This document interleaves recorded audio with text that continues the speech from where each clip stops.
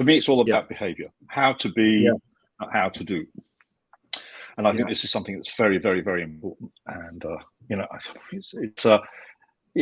know, we see so much bad behavior in the world, whereas I think leadership brings out the best of people. It brings out the best, and it brings out, sharing feelings and thoughts and involving others, and, listening and motivating, all of these things. And we've had a few military people on today, military leaders, and I just found this quote by Napoleon Bonaparte, and he said, "I won my battles with the dreams of my soldiers." That's powerful. Now, so, right, he wasn't always, but his ego was totally out of control. I mean, the fact is, like a lot of French people, anyway, they're not. So I think, what are the dreams? How does the leader bring those dreams to the table and get them moving forward where they have to be? Yeah, I think that's huge. That quote is interesting on a number of levels.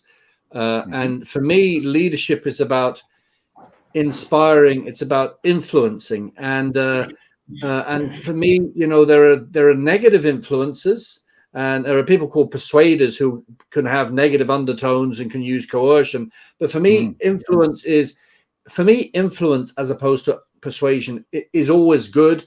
It doesn't even need to have communication.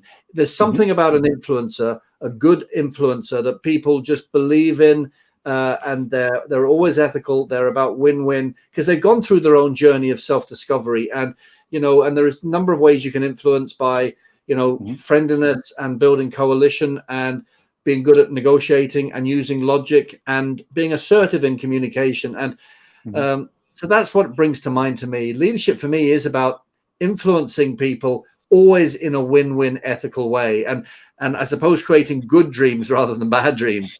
What I mean, do you agree it's about influencing, but not persuasion is different. Persuasion has negative undertones. For me, influencing is always about the positive. It's always about ethical. It's about win-win. It's about the right vision. What do you think? What do you think, Andrew, about influencing?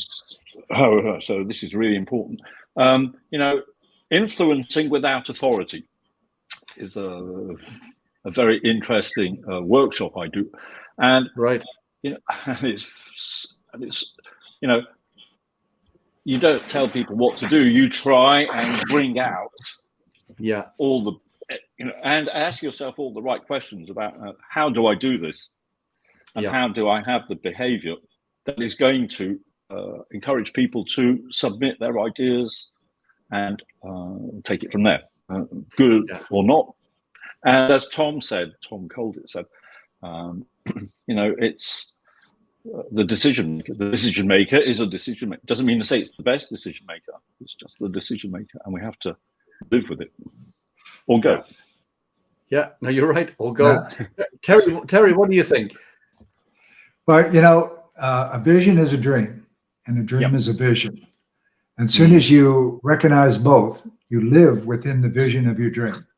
And, it's a play on words, but it's really true, because a person who has a devout vision also dreams about that vision. It is part of their conscious and their subconscious and how they relate to each other. And it becomes so intertwined that they begin making decisions and acting in such a way that, their vision becomes a purpose, and that purpose becomes realized. And that's really what Andy was saying there, and is that interconnection and where it can go. And when you have that vision, like I have for my company, my people are excited because I have that influence over them, but I also have the influence with them.